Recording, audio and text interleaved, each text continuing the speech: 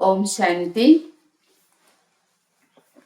आज मूल्यर डेट 2 जुलाई 2026।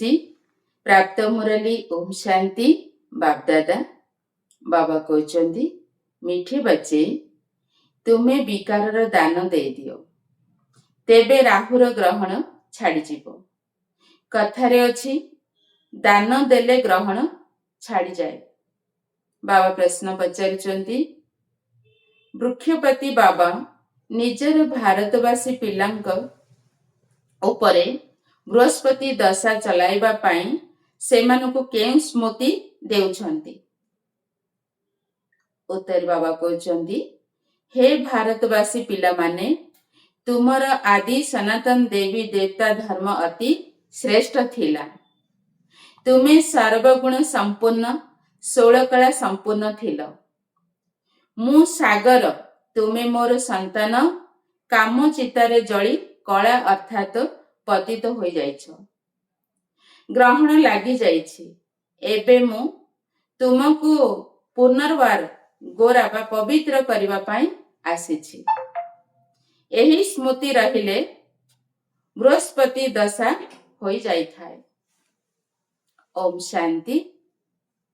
एही महिमा काहार सुनिला? बेहद पितांकर। उच्चर उच्च पिता परम पिता परमात्मा ही अटंती। लौकिक पितांकु तो समस्तंकर पिता कुहाजिब नाही। पिला माने जानिछंती समस्त आत्मा मानकर पारलौकिक पिता सिए हेउछंती उच्चरु उच्च। तांकर नाम ही हेउछि शिव। नाम रूप न थिबा कौनसी जिनिस न थाए। एही समय रे समस्तंको राहुर ग्रहण लागि जाइछि।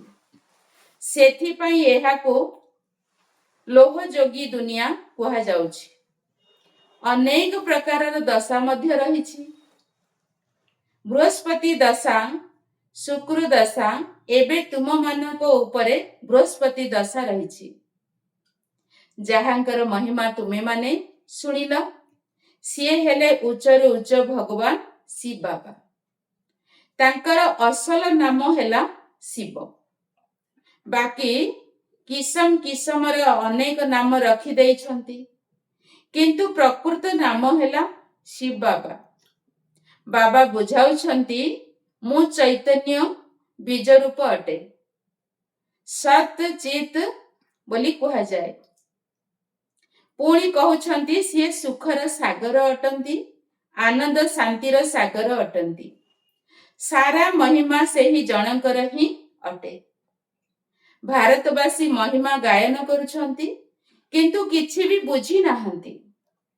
एकदम पत्थर बुद्धि होई जाइछंती। पत्थर बुद्धि किए करि देइछि? रावण। सत्य जुगरे भारतवासी पारस बुद्धि थिले। आजी ठारू 5000 वर्ष पूर्वरु एही भारत पारसपुरी थिला, जेउठारे देवी देवता माने वास करुथिले। भारत ही अविनाशी खंड बोली गायन रहिछि। भारत रे ही पारस बुद्धि संपूर्ण देवता माने थिले। वर्तमान पत्थर बुद्धि पतित माने रहउछंती। पतित किपरि हेउछंती ताहा मध्य बाबा बुझाउछंती। द्वापर जुग ठारू जेतेबेले काम चितारे बसुछंती सेतेबेले कला होई जाइछंती। काम अग्नि रे समस्ते भस्म होई जाइछंती। सेथिरे मध्य विशेष करी भारत अधिक। भारत रे पारस बुद्धि संपूर्ण देवता मानकर राज्य थिला। ताकू विष्णुपुरी राम राज्य मध्य कुहा जाउथिला। एही कथा बाबा आसी सुनाउछंती।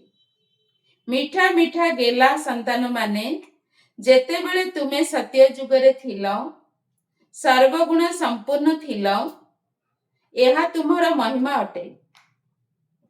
सेठारे कौनसी विकार न थाए।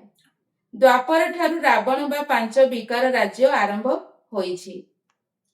तेबे राम राज्य परिवर्तन होई रावण राज्य होई जाइछि। ଏବେ ତ ଭାରତକୁ ଗ୍ରହଣ ଲାଗିଯାଇଛି। ଭାରତ ବିଲକୁଲ କଳା ହୋଇଯାଇଛି। ପରସ୍ପର ଦଶା ସବୁଠାରୁ ବୃହସ୍ପତିର ଦଶା ସବୁଠାରୁ ଉତ୍ତମ। ଭାରତ ଉପରେ ବୃହସ୍ପତିର ଦଶା ସତ୍ୟ ଯୁଗରେ ଥିଲା। ପୁଣି ତ୍ରେତୟା ଯୁଗରେ ଶୁକ୍ର ଦଶା ପଡ଼ିବା କାରଣରୁ ଦୁଇ କଳା କମିଗଲା। ତେଣୁ ତ୍ରେତୟାକୁ ହିଁ ରୌପ୍ୟ ଯୁଗ ବୋଲି କୁହାଯାଏ। ତାପରେ ଦ୍ୱାପର ଯୁଗ କଳି ଯୁଗ ଆସିଲା। ସିଡ଼ିରେ ତଳକୁ ଖସି ଖସି ଆସିଲେ ଏବଂ ଶନି ଦଶା ପଡ଼ିଗଲା। ବର୍ତ୍ତମାନ ସମସ୍ତଙ୍କ ଉପରେ ରାହୁର ଦଶା ପଡ଼ିଛି।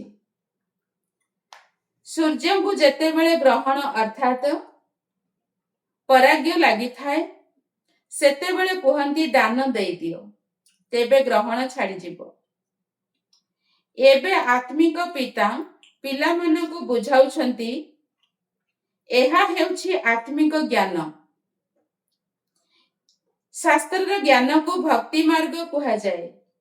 ସତ୍ୟ ଯୁଗ ତ୍ରେତୟା ଯୁଗରେ ଭକ୍ତି ନଥାଏ। ଜ୍ଞାନ ଏବଂ ଭକ୍ତି ପରେ ବୈରାଗ୍ୟ ରହିଛି, ଅର୍ଥାତ୍ ଏହି ପୁରୁଣା ଦୁନିଆକୁ ଛାଡ଼ିବାକୁ ପଡ଼ିଥାଏ। ବର୍ତ୍ତମାନ ଶୂଦ୍ର ବର୍ଣ୍ଣ ଅଟେ। ବିରାଟ ରୂପରେ ଦେଖାଇଛନ୍ତି ବ୍ରାହ୍ମଣ, ଦେବତା, କ୍ଷତ୍ରିୟ, ବୈଶ୍ୟ ଏବଂ ଶୂଦ୍ର। ଏହା ଭାରତର ହିଁ କାହାଣୀ। ବିରାଟ ରୂପର ଚିତ୍ର ମଧ୍ୟ ତିଆରି କରୁଛନ୍ତି, କିନ୍ତୁ ପଥର ବୁଦ୍ଧି ମନୁଷ୍ୟ କିଛି ବୁଝି ପାରୁନାହାନ୍ତି। ପଥର ବୁଦ୍ଧି କାହିଁକି ହୋଇଯାଇଛନ୍ତି? କାରଣ ପତିତ ଅଟନ୍ତି। ଭାରତବାସୀ ହିଁ ପାରସ ବୁଦ୍ଧି ଥିଲେ, ସମ୍ପୂର୍ଣ୍ଣ ନିର୍ବିକାରୀ ଥିଲେ। ଆଜିଠାରୁ 5000 ବର୍ଷ ପୂର୍ବରୁ ଭାରତ ସ୍ୱର୍ଗ ଥିଲା, ଆଉ କୌଣସି ଖଣ୍ଡ ବା ଦେଶ ନଥିଲା। ଏହି କଥା ସବୁ ବାବା ଆସି ବୁଝାଉଛନ୍ତି। ଏହି ରାଜଯୋଗ କିଏ ଶିଖାଉଛନ୍ତି? ଶିବାଚାର୍ଯ୍ୟ, ଯିଏ ହେଉଛନ୍ତି ଜ୍ଞାନର ସାଗର। କୌଣସି ମନୁଷ୍ୟଙ୍କୁ ଜ୍ଞାନର ସାଗର, ସମସ୍ତଙ୍କୁ ପତିତରୁ ପାବନ କରାଇଲା ବାଲା କହିପାରିବା ନାହିଁ। ସମସ୍ତଙ୍କର ମୁକ୍ତିଦାତା ଏକମାତ୍ର ବାବା ଅଟନ୍ତି। ବାବା ନିଜେ ହିଁ ଏହି ଦୁଃଖ ସମୟରେ ରାବଣ ଠାରୁ ମୁକ୍ତ କରିବା ପାଇଁ ଆସିଛନ୍ତି ଏବଂ ପଥର ଆସିଛନ୍ତି ଏବଂ ପଥ ପ୍ରଦର୍ଶକ ହୋଇ ସାଥିରେ ନେଇ ଯାଉଛନ୍ତି। ତାଙ୍କୁ ଆତ୍ମିକ ପଣ୍ଡା ବୋଲି କୁହାଯାଉଛି। ବାବା କହୁଛନ୍ତି, ମୁଁ ତୁମ ସର୍ବ ଆତ୍ମାଙ୍କର ପଣ୍ଡା ଅଟେ। ସମସ୍ତଙ୍କୁ ଘରକୁ ଫେରାଇ ନେଇଯିବି। ମୋ ଭଳି ଗାଇଡ୍ ଆଉ କେହି ନାହାନ୍ତି। କହୁଛନ୍ତି ମଧ୍ୟ ଈଶ୍ୱର ପିତା ମୁକ୍ତିଦାତା, ପଥ ପ୍ରଦର୍ଶକ, ଆନନ୍ଦର ସାଗର, ସୁଖର ସାଗର। ସମସ୍ତଙ୍କ ଉପରେ ଦୟା କରିଥାନ୍ତି, କାରଣ ସାଗର ପରମାତ୍ମାଙ୍କର। ସବୁ ସନ୍ତାନ ମାନେ କାମ ଅଗ୍ନି ଉପରେ ବସି ଜଳି ଯାଇଛନ୍ତି, ଅର୍ଥାତ୍ ପତିତ ହୋଇଯାଇଛନ୍ତି। ସେଥିରେ ମଧ୍ୟ ବିଶେଷ କରି ଭାରତ ହିଁ ମୁଖ୍ୟ ଅଟେ। ବାବା କହୁଛନ୍ତି, ତୁମେ 16 କଳା ସମ୍ପୂର୍ଣ୍ଣ ନିର୍ବିକାରୀ ଥିଲ। ଏବେ କାମଚିତା ଉପରେ ବସି ତୁମେ କଣ ହୋଇଯାଇଛ? ଏବେ ପୁଣି ବାବା ଆସିଛନ୍ତି। ବୃକ୍ଷପତି ବାବା ଆସି ମନୁଷ୍ୟ ମାନଙ୍କ ଉପରେ ବୃହସ୍ପତିର ଦଶା ଚଳାଉଛନ୍ତି। ବିଶେଷ କରି ଭାରତ ଏବଂ ସାଧାରଣ ଭାବରେ ସାରା ବିଶ୍ୱ ଉପରେ ବର୍ତ୍ତମାନ ରାହୁର ଗ୍ରହଣ ଲାଗିଯାଇଛି। ବାବା କହୁଛନ୍ତି, ମୁଁ ହିଁ ଆସି ବିଶେଷ କରି ଭାରତର ଏବଂ ସାଧାରଣତଃ ଭାରତ ଭାବେ ସାରା ଦୁନିଆର ଗତି ସଦ୍ଗତି କରୁଛି। ତୁମେ ଏଠାକୁ ପାରସ ବୁଦ୍ଧି ହେବା ପାଇଁ ଆସିଛ। ତେଣୁ ପରମ ପ୍ରିୟ ପିତା ହିଁ ସମସ୍ତ ପ୍ରେମିକା ରୂପୀ ଆତ୍ମା ମାନଙ୍କର ଏକମାତ୍ର ପ୍ରେମିକ ଅଟନ୍ତି। ସବୁ ଦେଶରେ ଶିବଲିଙ୍ଗ ନିଶ୍ଚିତ ତିଆରି କରିଥାନ୍ତି, କାରଣ ସମସ୍ତ ପିତା ଅଟନ୍ତି ନା। ସେ ହେଉଛନ୍ତି ସମସ୍ତଙ୍କର ପିତା। ଶିବଙ୍କର ମନ୍ଦିର ଭାରତରେ ବହୁତ ଅଛି, ଯାହାକୁ ଶିବଙ୍କର ମହିମା ବୋଲି କୁହାଯାଉଛି, ଶିବାଳୟ କୁହାଯାଉଛି। ସତ୍ୟ ଯୁଗରେ ଦେବୀ ଦେବତା ଧର୍ମର ମନୁଷ୍ୟ ଥାନ୍ତି, କିନ୍ତୁ ସେହି ଧର୍ମ କେବେ ଥିଲା, ସେମାନଙ୍କର ରାଜ୍ୟ କେବେ ଥିଲା, ଏକଥା ଜଣା ନାହିଁ। ସତ୍ୟ ଯୁଗର ଆୟୁଷକୁ ବହୁତ ଲମ୍ବା କରି ଲେଖି ଦେଇଛନ୍ତି। ବାବା ଆସି ବୁଝାଉଛନ୍ତି, ତୁମ ଉପରେ ଏବେ 21 ଜନ୍ମ ପାଇଁ ବୃହସ୍ପତିର ଦଶା ଚଳୁଛି। ବୃକ୍ଷପତି ବାବା ହେଉଛନ୍ତି ଜ୍ଞାନର ସାଗର, ପତିତ ପାବନ, ଯାହାଙ୍କୁ ସମସ୍ତେ ଡାକୁଛନ୍ତି, ତୁମେ ମୋର ମାତା ପିତା, ମୁଁ ତୁମର ବାଳକ। କହୁଛନ୍ତି ନା, ସମସ୍ତେ ତାଙ୍କର ମହିମା କରୁଛନ୍ତି। ନିଶ୍ଚିତ ଭାବରେ ସତ୍ୟ ତ୍ରେତୟା ଯୁଗରେ ଅସରନ୍ତି ସୁଖ ଥିଲା, ଯେବେ କି ବାବା ସ୍ୱର୍ଗର ରଚୟିତା ଅଟନ୍ତି ଏବଂ ଈଶ୍ୱର ପିତା ଅଟନ୍ତି। ତେଣୁ ଆମେମାନେ ମଧ୍ୟ ନିଶ୍ଚିତ ସ୍ୱର୍ଗରେ ରହିବା କଥା। ବାବା ବୁଝାଉଛନ୍ତି, ତୁମେମାନେ ସମସ୍ତେ ସ୍ୱର୍ଗବାସୀ ଥିଲ, ଏବେ ନର୍କବାସୀ ହୋଇଯାଇଛ।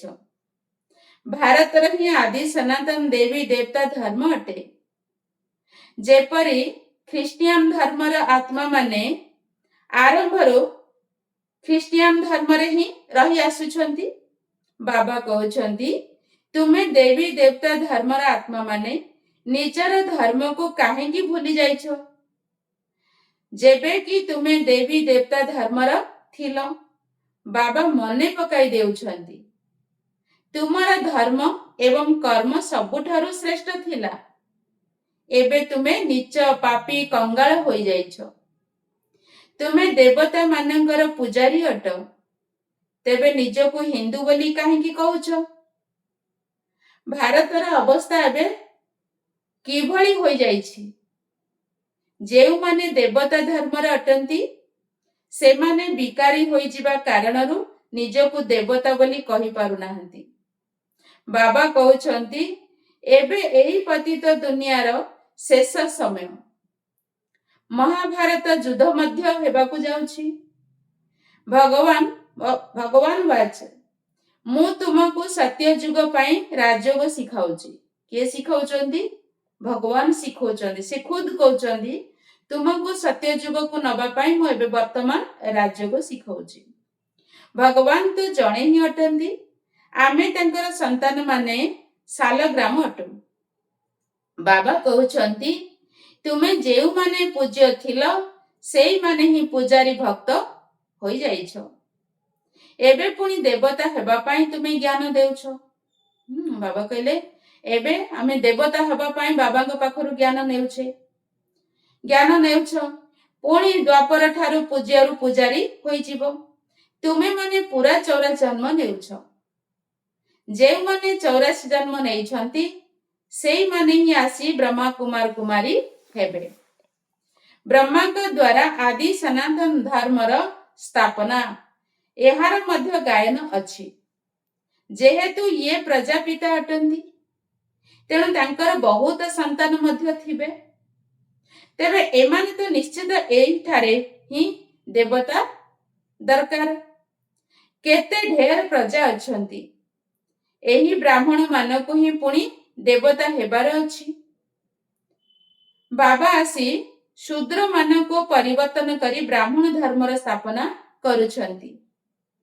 ଏହି ସଙ୍ଗମ ଯୁଗରେ ହିଁ ଆଦି ସନାତନ ଦେବୀ ଦେବତା ଧର୍ମର ସ୍ଥାପନା ହେଉଛି।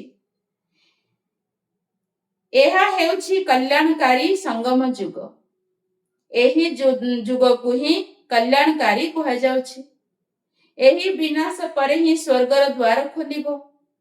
ତୁମେ ଏଠାକୁ ଆସିଛ ସ୍ୱର୍ଗବାସୀ ହବା ପାଇଁ ଅଥବା ବିଷ୍ଣୁପୁରୀକୁ ଯିବା ପାଇଁ। ତୁମେ ସନ୍ତାନ ମାନଙ୍କ ଉପରେ ଏବେ ଅବିନାଶୀ ବୃହସ୍ପତିର ଦଶା ପଡ଼ିଛି। 16 କଳା ସମ୍ପୂର୍ଣ୍ଣ ମଧ୍ୟ କୁହାଯାଏ। ପୁଣି ଯେତେବେଳେ 2 କଳା କମିଯାଏ, ତେବେ ଶୂଦ୍ର ଦଶା କୁହାଯାଏ। ସତ୍ୟ ଯୁଗରେ ବୃହସ୍ପତି ଦଶା ଏବଂ ତ୍ରେତୟାରେ ଶୁକ୍ର ଦଶା। ପୁଣି ଧୀରେ ଧୀରେ ତଳକୁ ଖସି ଖସି ଆସିଛ। ମଙ୍ଗଳ ଦଶା, ଶନି ଦଶା ଏବଂ ରାହୁର ଦଶା ମଧ୍ୟ ପଡୁଛି। ଜନ୍ମ ଜନ୍ମାନ୍ତର ଏହି ଓଲଟା ଦଶା ଗୁଡ଼ିକର ପୁନରାବୃତ୍ତି ହୋଇଥାଏ। ଏବେ ବାବାଙ୍କ ଦ୍ୱାରା ବୃହସ୍ପତି ଦଶା ଚାଲିଛି। ଇଏ ହେଉଛି ବେହଦର ପିତା, ଜ୍ଞାନର ସାଗର, ପତିତ ପାବନ। ସିଏ ହିଁ ତୁମର ପିତା ଅଟନ୍ତି, ଶିକ୍ଷକ ଏବଂ ସଦ୍ଗୁରୁ ମଧ୍ୟ ଅଟନ୍ତି। ବାକି ସମସ୍ତେ ହେଲେ ନକଲି ଗୁରୁ, ଯିଏକି କାହାର ବି ସଦ୍ଗତି କରିପାରିବେ ନାହିଁ। ଏହାକୁ କୁହାଯାଏ ବିକାରୀ ଦୁନିଆ। ତାହା ହେଲା ନିର୍ବିକାରୀ ଦୁନିଆ। ଏବେ ବିକାରୀ ଦୁନିଆରେ ସମସ୍ତେ ବହୁତ ଦୁଃଖୀ ଅଟନ୍ତି। ଲଢ଼େଇ, ମାରପିଟ ଆଦି କଣ କଣ ସବୁ ହେଉଛି। ଏହାକୁ କୁହାଯାଉଛି ଖୁନେ ନାହକ, ଅର୍ଥାତ୍ ଖୁନେ ନାହକା ଖେଳ। ନିର୍ଦ୍ଦୋଷୀଙ୍କର ହତ୍ୟା, ବିନା ଦୋଷରେ କଣ କଣ ସବୁ କରି ଚାଲୁଛନ୍ତି। ଏପରି ଗୋଟିଏ ବୋମା ପକାଇବେ ଯାହାକି ତୁମର ସବୁ କିଛି ସମାପ୍ତ ହୋଇଯିବ। ଏହା ସେହି ସଙ୍ଗମ ଯୁଗର ସମୟ ଅଟେ। ତୁମେ ଦେବତା ମାନଙ୍କ ପାଇଁ ପୁଣି ନୂଆ ଦୁନିଆ ଆବଶ୍ୟକ। ତେଣୁ ଏବେ ବାବା କହୁଛନ୍ତି, ମିଠା ମିଠା ସନ୍ତାନ ମାନେ ମନ୍ମନା ଭବ। ଏହି କଥା କେଉଁ ପିତାଙ୍କର କହିଲେ? ଶିବ ବାବା ହିଁ କହିଲେ। ସିଏ ତ ହେଲେ ନିରାକାର। ଏମିତି ତ ତୁମେମାନେ ମଧ୍ୟ ନିରାକାର ଅଟ। କିନ୍ତୁ ତୁମେମାନେ ପୂର୍ଣ୍ଣ ଜନ୍ମରେ ଆସୁଛ, ମୁଁ ଆସୁନାହିଁ। ଏହି ସମୟରେ ସମସ୍ତେ ପତିତ ଅଟନ୍ତି, ଜଣେ ହେଲେ ପବିତ୍ର ନୁହନ୍ତି। ବାବା କହୁଛନ୍ତି ଏହି ଦୁନିଆରେ ସମସ୍ତେ ପତିତ, ଜଣେ ବି ଏଥିରେ ପବିତ୍ର ନାହାନ୍ତି। ପତିତ ତ ହେବାକୁ ହିଁ ପଡ଼ିବ। ସତ ରଜ ତମ ଖୁସି ଖସିବାକୁ ହିଁ ପଡ଼ିବ। ଏହି ସମୟରେ ପୁରା ବୃକ୍ଷର କଣ ହୋଇଥାଏ? ବାବା କହୁଛନ୍ତି ଛିନ୍ନ ଭିନ୍ନ ଅବସ୍ଥା ହୋଇଯାଉଛି। ଦୁନିଆ ବିଲକୁଲ ପୁରୁଣା ହୋଇଯାଇଛି। ଏବେ ପୁନର୍ବାର ଏହାକୁ ନୂଆ କରିବାକୁ ହେବ। ପତିତ ଦୁନିଆରେ ଦେଖ କେତେ ମନୁଷ୍ୟ ହେଇଗଲେଣି। ପବିତ୍ର ଦୁନିଆରେ ବହୁତ କମ ମନୁଷ୍ୟ ରାଜ୍ୟ କରିଥାନ୍ତି। ସେଠାରେ ଗୋଟିଏ ମାତ୍ର ଧର୍ମ ଥିଲା, ଆଉ କୌଣସି ଧର୍ମ ନଥିଲା। ଭାରତକୁ ହିଁ ସ୍ୱର୍ଗ କୁହାଯାଉଥିଲା।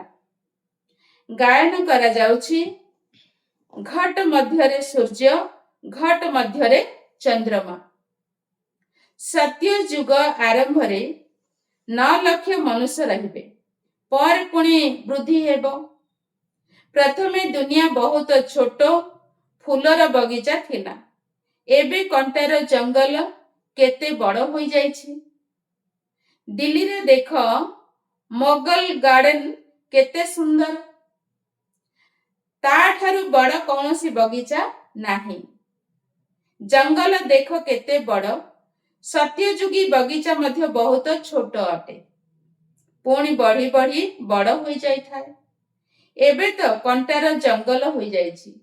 ରାବଣ ଆସିବା କାରଣରୁ ସମସ୍ତେ କଣ୍ଟା ହୋଇଯାଇଛନ୍ତି। ଏହା ହେଉଛି କଣ୍ଟାର ଜଙ୍ଗଲ। ଯଦି ପରସ୍ପର ଲଢ଼େଇ କରିଥାନ୍ତି, ତେବେ ଜଣେ ଅନ୍ୟ ଜଣକୁ ମାରି ଦେଇଥାନ୍ତି। ଏହି କଣ୍ଟାର ଜଙ୍ଗଲରେ ଏହି ପ୍ରକାର ହିଁ ଲଢ଼େଇ ହୋଇଥାଏ। ମନୁଷ୍ୟଙ୍କ ଭିତରେ କେତେ କ୍ରୋଧ ରହିଛି। ମାଙ୍କଡ଼ ଠାରୁ ମଧ୍ୟ ହୀନ ବୋଲି କୁହାଯାଉଛି। ତେବେ ବାବା କହୁଛନ୍ତି, ମୋର ଗେଲା ସନ୍ତାନ ମାନେ, ତୁମ ଉପରେ ଏବେ ବୃହସ୍ପତି ବୃକ୍ଷପତିର ଦଶା ଚାଲିଛି।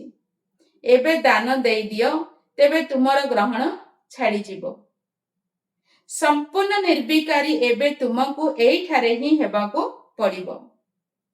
ତାପରେ ଏହି ଶରୀରକୁ ଛାଡ଼ି ପୁଣି ଶିବାଳୟ ସ୍ୱର୍ଗ ଦୁନିଆରେ ଜନ୍ମ ନେବ। ଶିବାଳୟରେ ବହୁତ ସୁଖ ମିଳିଥାଏ। ତାହା ଦେବୀ ଦେବତା ମାନଙ୍କର ରାଜ୍ୟ ଅଟେ। ସତ୍ୟ ଯୁଗକୁ କୁହାଯାଏ ଶିବାଳୟ, କଳି ଯୁଗକୁ କୁହାଯାଏ ବେଶ୍ୟାଳୟ। ଏହି ବେଶ୍ୟାଳୟର ରାବଣ ହିଁ ସ୍ଥାପନ କରିଛି। ଏବେ ବାବା କହୁଛନ୍ତି, ତୁମକୁ ପତିତରୁ ପାବନ ହବାର ଅଛି। ତେବେ ବାବା କହୁଛନ୍ତି ହେବାର ଅଛି।